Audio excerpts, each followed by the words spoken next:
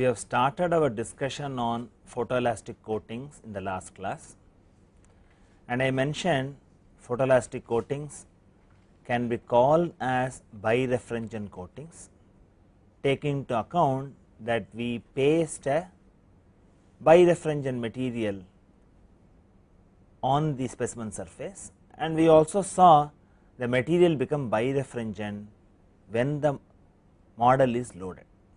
So, whatever the polarization optics as well as the crystal optics basics that we have developed in transmission photoelasticity are directly applicable to reflection photoelasticity with certain minor changes. And I also mentioned, because we analyze the reflected light, this is also called as reflection photoelasticity. And one of the main challenge here is how to interpret the specimen stresses from observing fringe patterns that is seen on the coating. So, from the optics, first we find out what are the coating stresses, and from the coating stresses, using the principles of mechanics of solids, we go and find out what are the specimen stresses. And what we had seen in the last class was, whatever the strain developed on the specimen is faithfully transmitted to the coating, and individually you can write the stress strain relations for the specimen as well as the coating. And the idea was, using these set of relations, it is possible for you to estimate the coating stress sigma 1 c and sigma 2 c, and this I had asked you to work it out in your rooms, and I think some of you have done it, and the expression looks like this. And what we have here is sigma 1 c is given as E c by E s into 1 minus nu c squared into 1 minus nu c nu s into sigma 1 s plus nu c minus nu s into sigma 2 s. And sigma 2 c is given as E c by E s 1 minus nu c squared 1 minus nu c nu s into sigma 2 s plus nu c minus nu s into sigma 1 s. And I said, when we go and look at what is brittle coating, there again the expression for coating stress remains same. There we will find out individual stress components by analyzing isoenstatics, but as far as photoelastic coatings is concerned, though we develop individually the expression for sigma 1 c and sigma 2 c, essentially you get only difference in principal stresses or principal strains. So, that is what we are going to look at.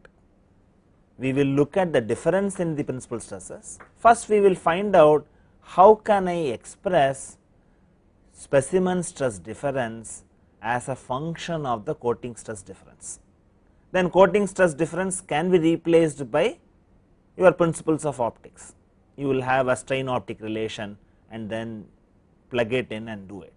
So, the specimen stresses are expressed as follows. You have Young's modulus of the specimen divided by the Young's modulus of the coating multiplied by 1 plus nu c divided by 1 plus nu s into sigma 1 c minus sigma 2 c.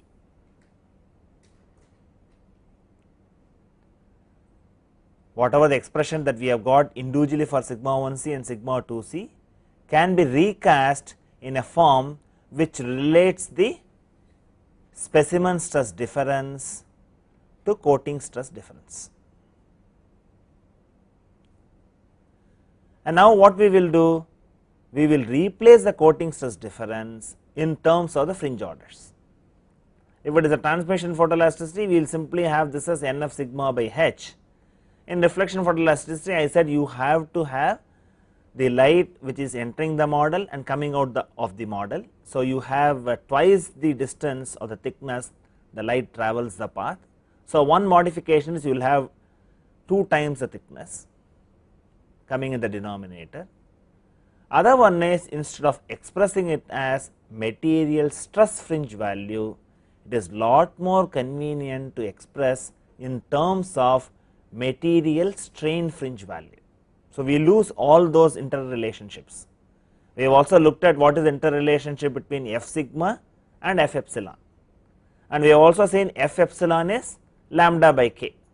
So, what I am going to do is, I am going to write the final expression which involves the fringe order and k, because k is supplied by the manufacturer. For whatever the photoelastic coating material, they normally supply the strain coefficient k as part of the supply of the material, but it is also desirable that you calibrate it, because all polymers slowly change their properties over a period of time. So, it is desirable that you also evaluate it.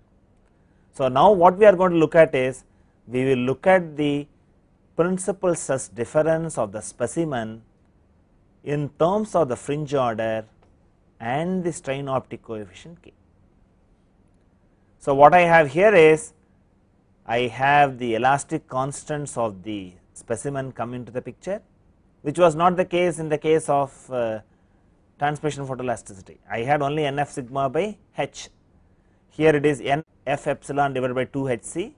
F epsilon is replaced by lambda by k, but in addition you also have Young's modulus of the specimen divided by 1 plus nu s. So, what I have in photoelastic coatings is, our focus is to find out the stresses developed on the specimen. The difference in principal stresses on the specimen is related to the fringe order through this expression. But even this expression is not complete, because I have said while developing the theory we have merged certain assumptions, and all these assumptions you will not be able to fully satisfy in your experimentation. So, whenever we violate this, we bring in a correction factor to improve our result. So, we will see that also. In the case of transmission photoelasticity, the famous stress optic law was sigma 1 minus sigma 2 equal to n f sigma divided by h. That was the golden rule. Still we have not come to look at what is the final expression that is of value in reflection photoelasticity. I need to have one more parameter, it is only an intermediate step. I cannot stop my photoelastic coating development of mathematics with this set of expressions. I need to have one more factor that is needed, and we will also see how that factor varies from different type of loading situations. And another point of interest here is, if you look at this expression, the elastic properties of the coating do not appear in the above equation. That is one general observation. And I also mentioned, it is prudent to see here, I said one of the important issues in photoelastic coating is, what is the maximum fringe order obtainable, which question we never raised in transmission photoelasticity. It was not critical, because the loading is different. It is basically the strains that develop on the specimen surface are transmitted to the coating. The level of loading on the actual coating is very small, and if you look at this expression, you can actually replace this by the yield stress and find out what is the maximum fringe order, and you will find that number is small, and that number is going to be small. That also we will take it up later. Why I am reminding this is, there are certain peculiarities in reflection photoelasticity, and if you understand those peculiarities, whatever you have learnt in transmission photoelasticity, the same comfort you have in interpreting what are isoclinics, what are isochromatics, all that knowledge is same, only the interpretation is slightly different here, and you should know the peculiarities here. What are the peculiarities that you have? Then we move on to what are the correction factors, why they are needed. And I said the moment I talk about photoelastic coatings, the discussion is complete only when we talk about the correction factors. And first consideration is the coating reinforces the specimen. And why we have to look at this? We are having a finite thickness coating. Suppose I have a magic material, I simply go and spray it on the actual specimen, that which is what done in the case of image correlation. You have a white paint or thermoelasticity, you put a black paint, where the coating thickness is negligible, in terms of microns it will be. But in the case of photoelastic coating, I have already said coatings of the order of 3 millimeters are not uncommon. So, you are handling a coating which has a finite thickness. So, when you look at finite thickness, you should also look at whether the coating reinforces the specimen significantly. And I also said there is a comfort. People started developing photoelastic coating with glass as the coating material, and glass was having a Young's modulus of 70 GPa, which is comparable to the base material. That definitely reinforces, whereas the coatings that are employed on metals have Young's modulus of the order of 3 GPa, which is very negligible when you compare to aluminum or steel or brass. It is very small. And on the similar note, if you go for low strength alloys as well as rubber, then you need to develop a coating material which has much less Young's modulus than the base material. So, the issue here is you are having a finite thickness coating, and definitely you have to appreciate that coating can reinforce the specimen. You must take corrective measures for that, either you bring in a correction factor or minimize the reinforcement of the specimen by the coating. And another issue is a strain variation exists over the thickness of the coating. This is very important. In which class of problems do you think that strain variation can exist? See, if the coating is very thin, you do not have to really worry, but I have a thick coating. If I apply a tension, absolutely no problem.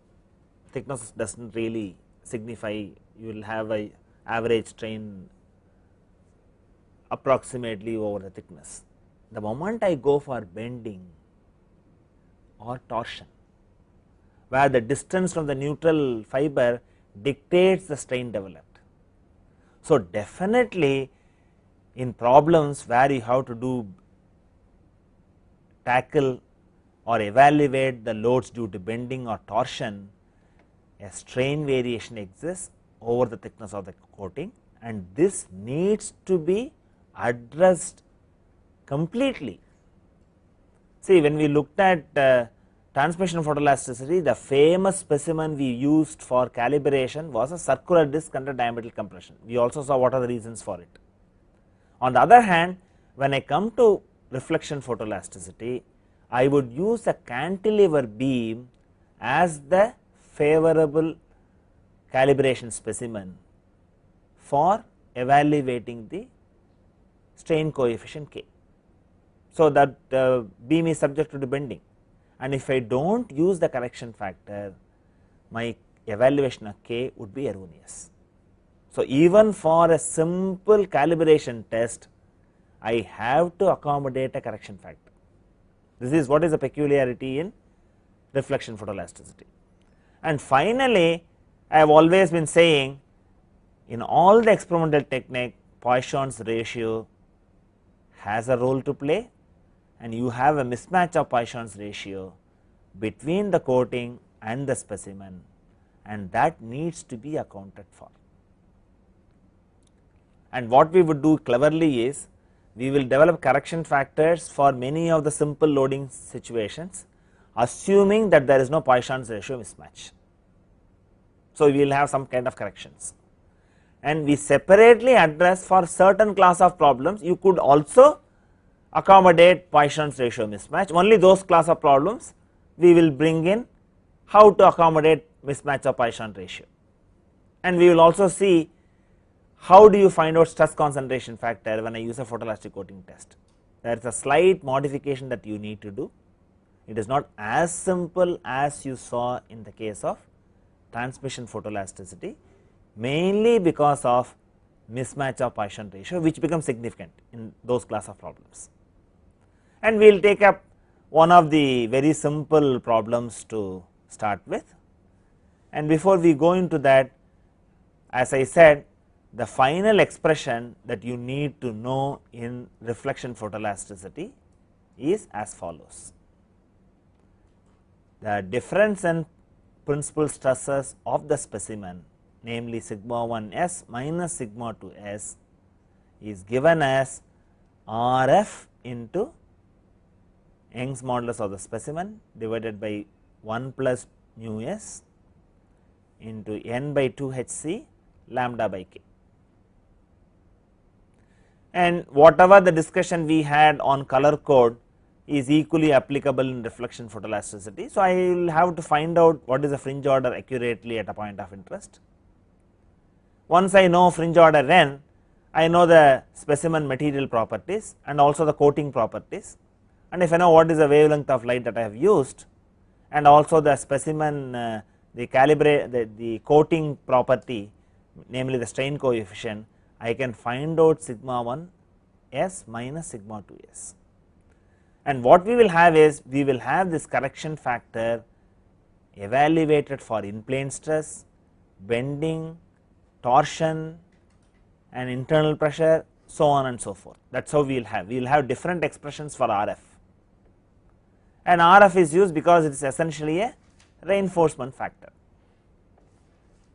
And we will first take up what are the correction factor for plane stress. This will really establish what is the basic procedure to evaluate the correction factor, and the credit goes to Zandman and his co-workers. He really established the advancements of photoelastic coatings, and for specimens subjected to plane stress, the correction factor is due to the reinforcement effect of the coating only. The strains do not vary over the thickness of the coating. And what I am going to do is, I am going to take a uncoated specimen subjected to plane stress, and I will consider a specimen with a coating. So, what you will have to look at is the moment I put a coating, the coating can also participate in load sharing. Now, the question is, what is the share of load the coating takes in? So, in the process the specimen is loaded less. So, I will essentially compare what are the strains developed for a given loading on the uncoated specimen and compare it to the coated specimen, from which I will get the correction factor, because my requirement is, by looking at the reading from a coated specimen, I should evaluate the strains that would have developed in an uncoated specimen, but coated specimen only I can do experiment, uncoated specimen I cannot do experiment. So, I bring in a correction factor to do this, and this shows the load sharing what you have. I have a coating, for discussion it is put very thick, so that you see the coating is sitting very prominently. So, you have the specimen thickness as Hs, coating thickness as Hc, and in an uncoated specimen I will have the specimen taking the load of sigma 1 u. The superscript u denotes that these are the stresses developed in a uncoated specimen. In a coated specimen, what do we say? I will have a stress developed as sigma 1 s on the specimen and sigma 1 c on the coating. So, now I will have to essentially do a force balance. I will essentially do a force balance and find out what is the share of sigma 1 c and what is the share of sigma 1 s, and this is how we will develop the methodology to find out the correction factor. See, the problem is simple enough. Why we take a simple problem is you understand the physics behind how one goes about in evaluating the correction factor. And you can easily write, when I go to the force balance, I can write sigma 1 u Hs into dy, because this is the area, and this could be a, there could be a force component from the coating, there could be a force component from the specimen, and you will have the expression written down like this: sigma 1 s into Hs into dy plus sigma 1 c into Hc into dy. Now, in similar fashion, I can also find out what is the force on the other direction, and I get this as, so what we have here is, I have the force balance written down, and we have assumed to start with the coating is well bonded to the specimen, so that the strains on the coating and the specimen are identical. And this is possible only when the Poisson ratio is same fully. So, that is the assumption that we make. And when I do this and also find out what way the uncoated specimen strain difference is related to the coated strain difference, I have an expression like this. This is easily obtainable from these set of force balance equation, and making the strains equal, I can write this expression. And what I call this factor 1 plus Hc by s Hs Ec by Es into 1 plus nu s by 1 plus nu c, I call this as a reinforcement factor, and you will see a superscript coming here. I have said in general it is Rf, because it is axial loading, I have the symbol as A. So, Rfa denotes the correction factor that is needed when I have to interpret the results from a simple axial test. Simple axial test, how do I interpret? I have to bring in a correction factor, there is no way. Then we move on to more complex problem of, if the specimen is subjected to bending, how do I go about and evaluate the correction factor. So, what we will do is, for illustration, because you all know bending reasonably well, we will find out how much of it you remember now, because that is what I have always been saying. When you are learning a course in strength of materials, you should not forget it. When you learn advanced courses, they form as the fundamentals for you to build up the theory in the higher level courses. The moment I put a coating, what happens? It behaves like a composite beam. So, that is what we are going to look at. So, our interest is, we have looked at what is the kind of correction factor that I need for in plane stress. Now, we will move and find out how do I go about for a correction factor when the specimen is subjected to bending.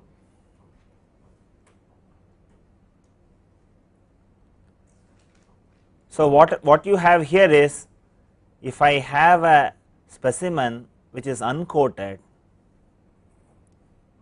for a given bending moment, it would have its neutral axis like this, and strains vary linearly over the depth of the beam. Now, what I have here is, on top of this specimen, I put a coating material. Then this system behaves like a composite beam. And what is the first knowledge in the case of a composite beam? What will happen to the neutral axis? Neutral axis will get shifted. So, we need to find out what is the shift in the neutral axis. And we will also have to look at, and very prominently, because you are looking at bending, when I have a finite thickness of the coating, strain is not going to be constant over the thickness, it varies linearly. So, I will also bring in an average strain over the thickness of the coating. So, this is what I have to calculate. So, I have to find out, go back and find out from your conventional knowledge of how do you analyze bending of a beam. We will take up a very simple case of pure bending, and we will look at how do we find out the shift in the neutral axis. That is what is shown here, there is a shift in the neutral axis, and you can also have a clear picture of the beam and to label various quantities. So, you look at, I have a thickness of the specimen, I have the thickness of the coating, and the neutral axis no longer coincides with the centroidal axis of the specimen cross section, but it gets shifted, and we have labeled the distance from one of the ends of the specimen top surface to the neutral axis as A, and you have a radius of curvature rho, and you could see very clearly within the coating there is strain variation. It is not a constant, but principal stress direction remains same. So, I could also replace this for the purpose of mathematical analysis by an average strain, which is good enough to find out what kind of fringe pattern that you would get. So, from the mathematics I will have to find out what is this shift in the neutral axis, and we have what we have done. We have done force balance in the case of in plane stress loading. The force balance was very simple and straightforward. It is, mathematics is very simple. On the other hand, the mathematics slightly involved, and you have to go back to your fundamental understanding of how you analyze the beam under bending. Here again I can write the force balance, I can also write the moment balance. So, these are all the equations that are needed for you to find out the shift in the neutral axis and also estimate the average strain difference and relate it to an uncoated specimen. The mathematics is slightly involved. I am not going to derive every step, but I am going to give you key intermediate results that will give you an idea how we have gone about. And what I have here is, how do I write the expression for the specimen strain and coating strain. If you go back to the way that you developed bending of beams, the distance from the neutral axis and the curvature, if you know, I can write an expression for strain. I have to put the limits appropriately, and that is what the expression looks like. So, I have y by rho, this is a very famous expression, and this specimen strain is from this fiber to this fiber.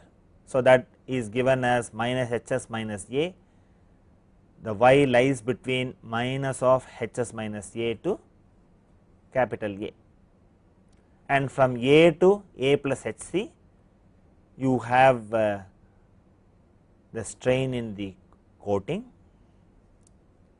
and we also know the strain in the transverse direction on the specimen is related to the strain in the longitudinal direction by minus nu times S, but on the coating it is related to minus nu c times epsilon 1 S. This expression is simple, that is why I said you should not afford to forget whatever that you have learnt in strength of materials. See, we build on fundamentals, and if you want to understand advanced courses, you should know what you have done in your earlier courses. This memory is very important, that will go a long way. And while writing this expression, we do not know what is the value of A. A has to be calculated from the mathematics. And first let me write the force balance. So, the force balance you could write it in this fashion, it is straightforward. On a beam under pure bending, the net force is 0.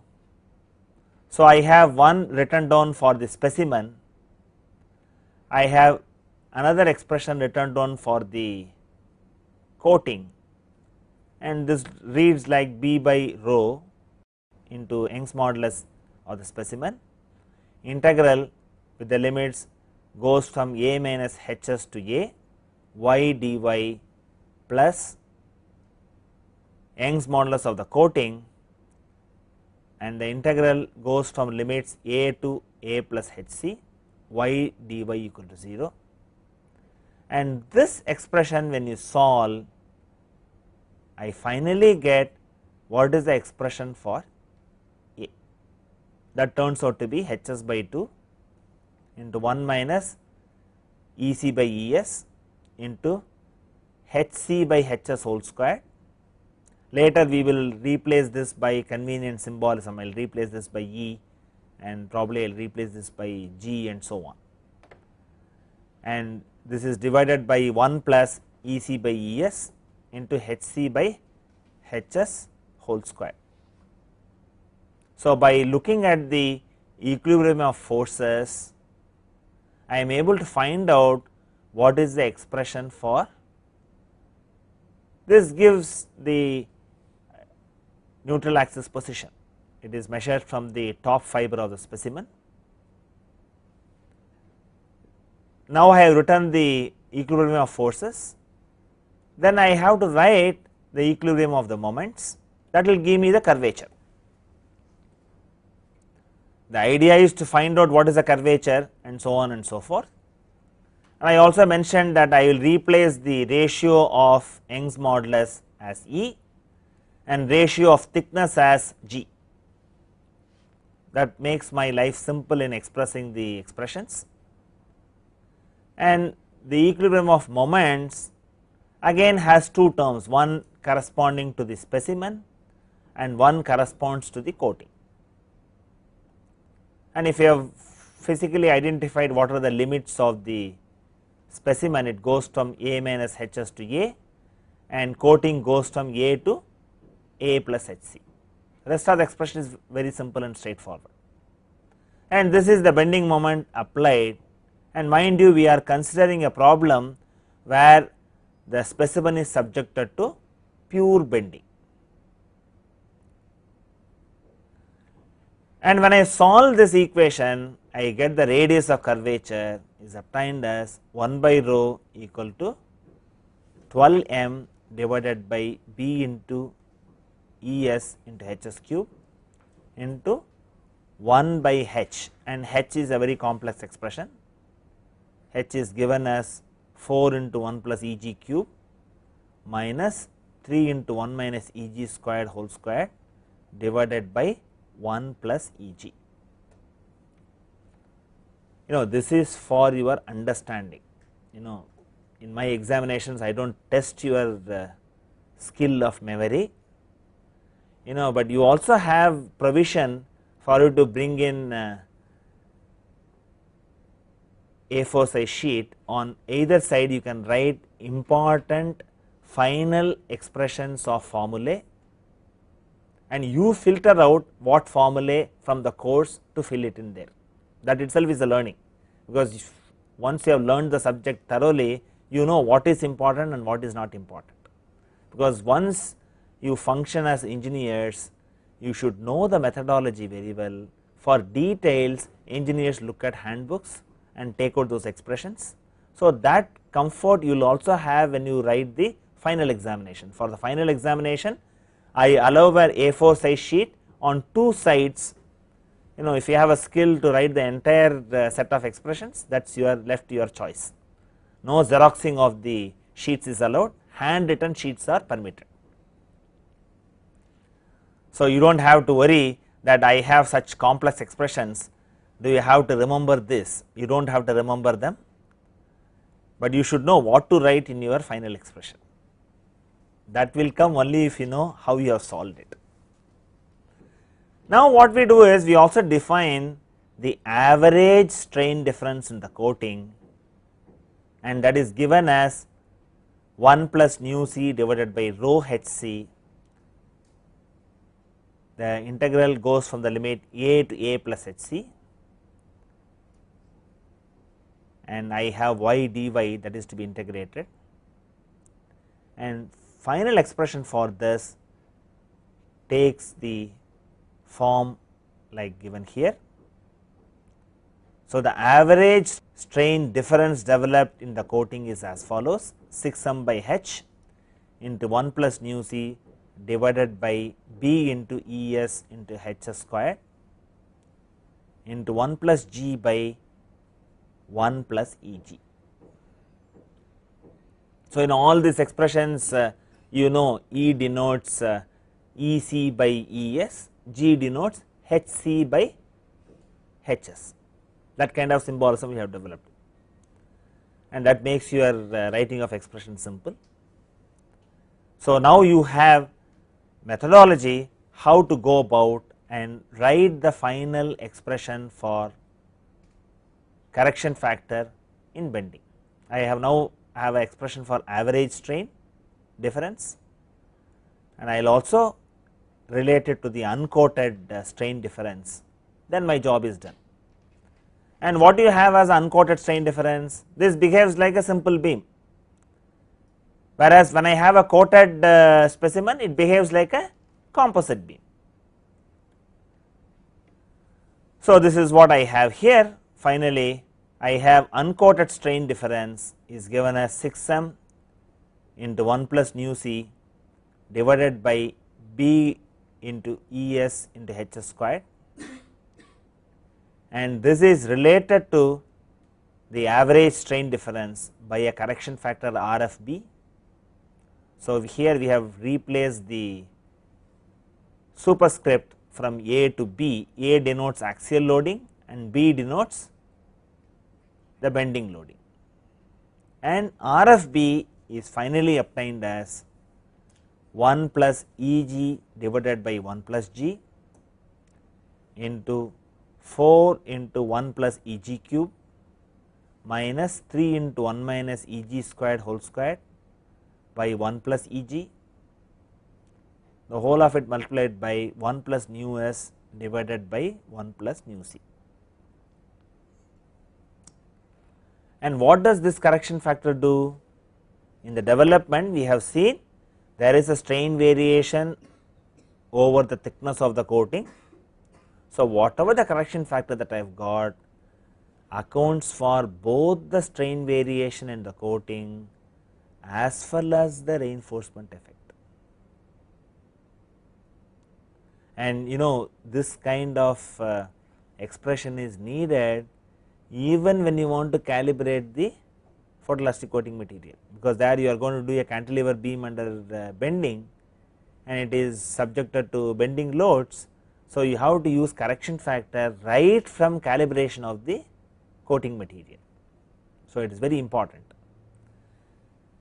And what are all the ways that I can use this? From whatever the expression that I have got, I could also go and extrapolate it for bending of plates, we will see a little while later. For thin or medium thick plates in regions of uniform stress, the correction factor is given as BP denotes bending of plates, and you have a very long expression for this, and we bring in one more identity m. M denotes 1 minus nu s squared divided by 1 minus nu c squared. We have already seen what is E, what is G, and now we have introduced another parameter. These are all for convenience, for writing the expression in a convenient fashion. So, for bending of plates, I have R of BP is given as 1 plus EMG divided by 1 plus G into 4 into 1 plus EMG cube minus 3 times 1 minus EMG squared whole squared divided by 1 plus EMG. And this is for a generic expression. For the restricted case of pure bending loads, the correction factor may be applied for thick plates too. In the initial development of photoelastic coating, people have analyzed all this. They brought the correction factor, and there are also comparison what is the correction factor if I use the simple bending equation and plate equation, and that identity we will see. We will see now that when I have nu S equal to nu C, I do not have to separately go and find out correction factor for bending of plates. I can use simply the correction factor for bending what we had developed earlier. These are all the developments in the old days where they had only slide rule to work with. Now you have computer software available, you have to just put in your thickness of the specimen and thickness of the coating and material properties. You can even select it from a database, you instantly get the correction factors. Even if it is not available, you can write your own code. So the days are different now, though the expressions look very long and unwieldy. It is necessary even to do simple calculations in reflection photoelasticity, you cannot ignore it. And I had already mentioned that whatever the correction factor that we do, they are not meant for common geometrical discontinuities such as a hole or a series of holes.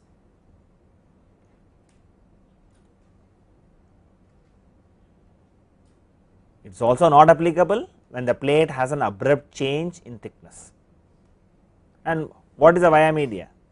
What I have to do is put a thick coating and find out which are all the stress concentration zones, remove the coating, put a thin coating in those regions where you want to find out the stress concentration area. So you do not need a correction factor for analyzing those regions where you have stress concentration.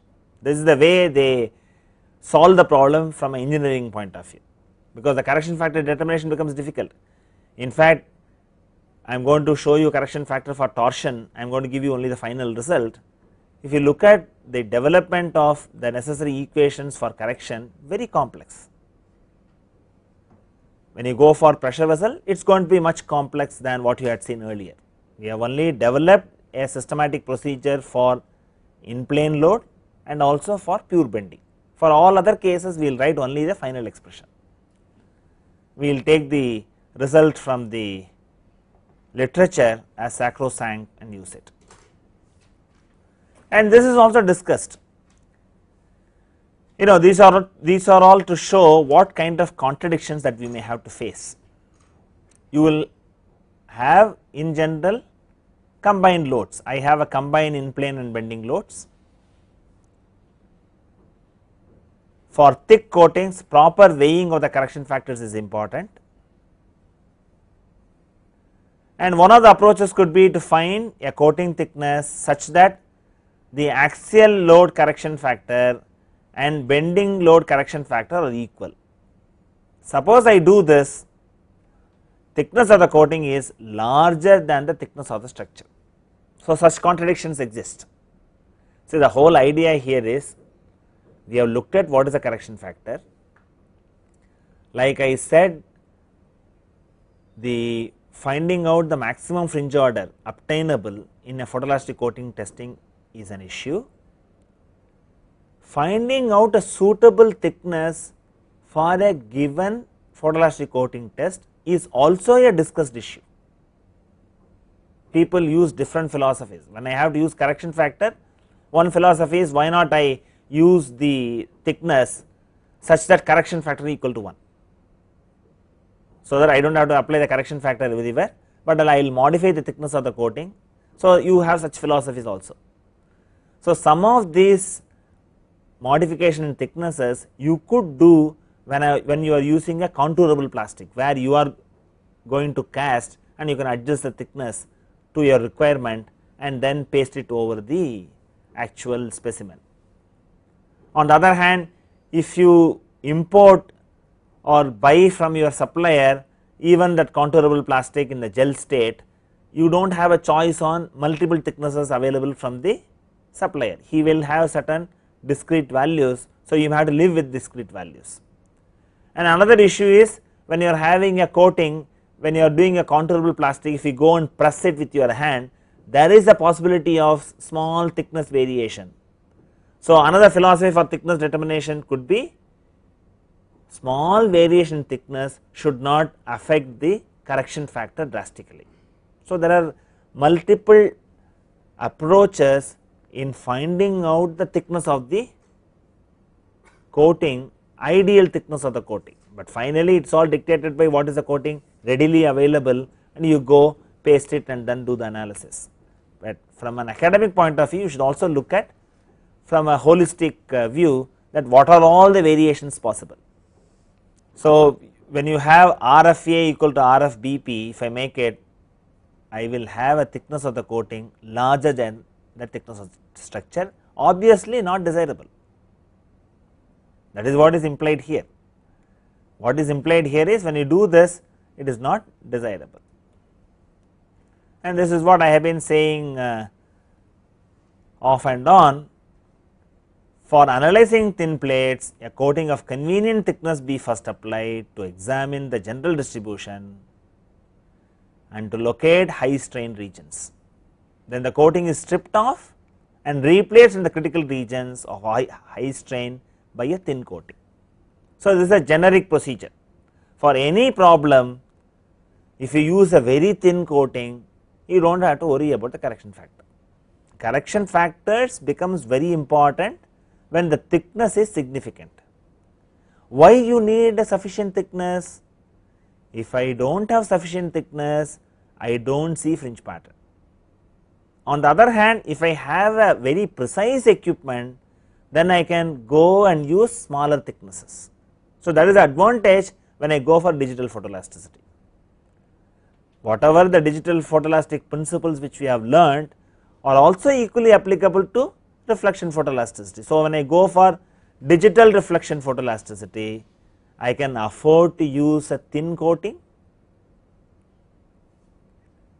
and do my experiment. So, my nuisance from correction factor effort becomes minimal. Now, we take up what are the correction factor in the case of a torsion, and I am going to give you the expression directly. Here again strain gradient exists, that is what you have to note down. Both in bending and torsion there is a strain variation, and we have this denoted as RFT, T denotes it is torsion, and this takes a form like this 2 by 1 plus C, and C you define as ratio of the coating radius divided by the outer radius of the specimen, and A as inner radius of the specimen divided by outer radius of the specimen. The expression is lot more simpler here. I have 2 by 1 plus C into 1 plus GC into C power 4 minus 1 divided by GS into 1 minus A power 4.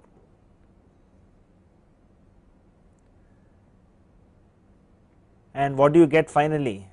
You get finally not applicable for the regions such as keyways and abrupt changes in diameter. In fact, when you take any practical shaft, it will have keyways, it will have changes in diameter. So, in all those cases, this correction factor is not applicable. So, this is a contradiction. Correction factor you are able to find out for simple problems, for complex problems it is not applicable, but the saving grace here is because it is a region of stress concentration, even a thin coating can provide you enough information. So, that is how it is solved from an engineering point of view. So, when you initially do the test, identify zones of high strain concentration, then use a thin coating. If you look simple geometry, you know everything, where is there is stress concentration, where there is reasonable value of strain, all this heuristic information you know.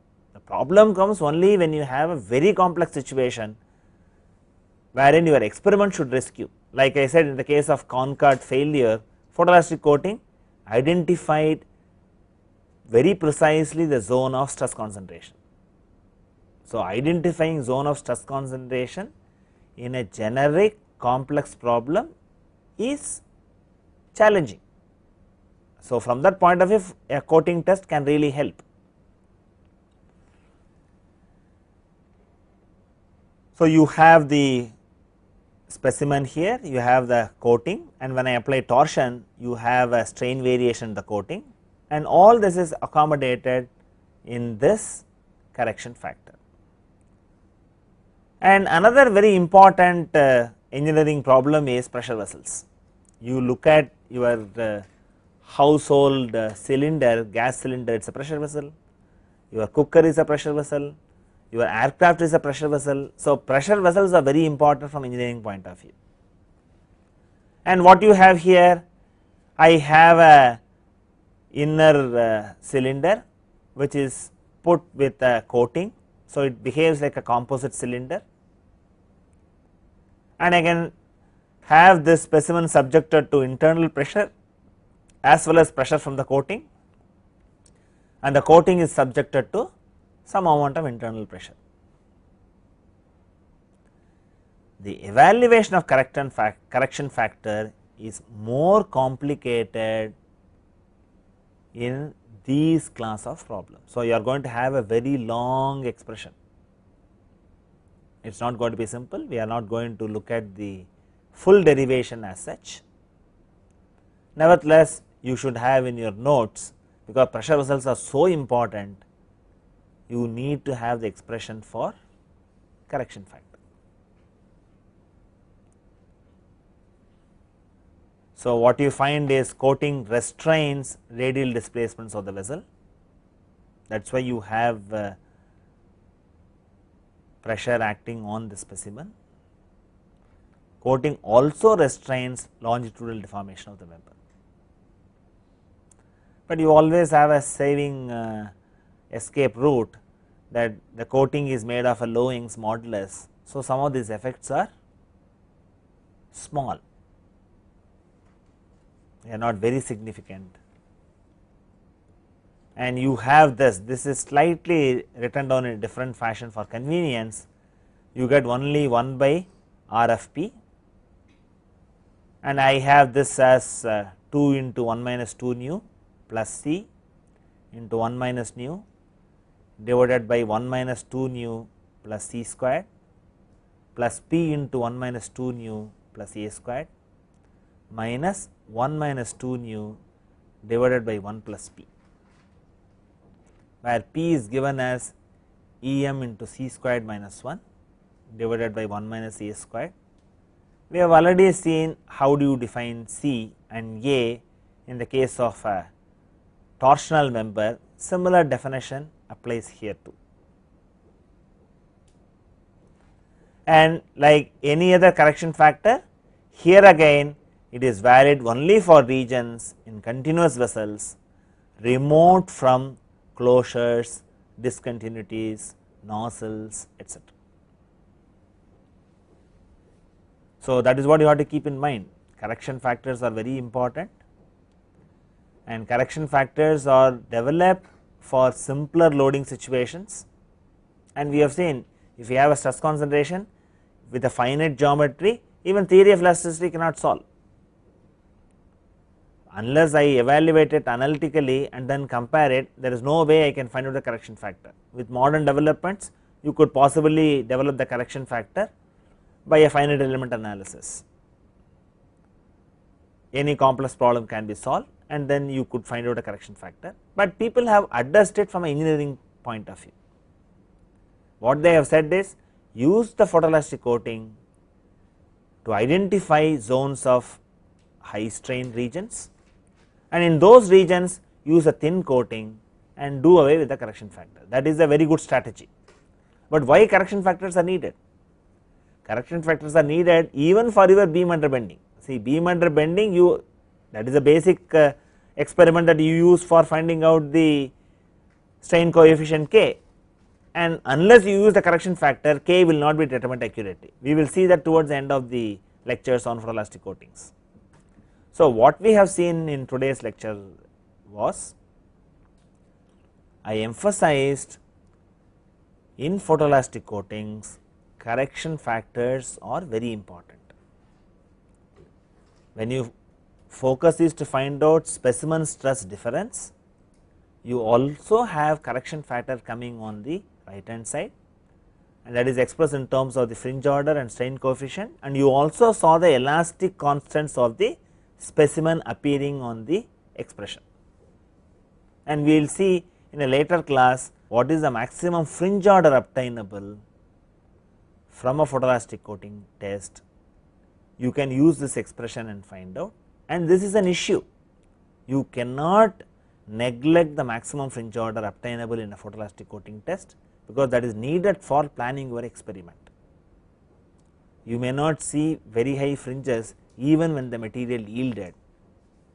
So, you will see only very less fringes in photoelastic coatings, and that is the reason why people prefer white light as elimination for photoelastic coating.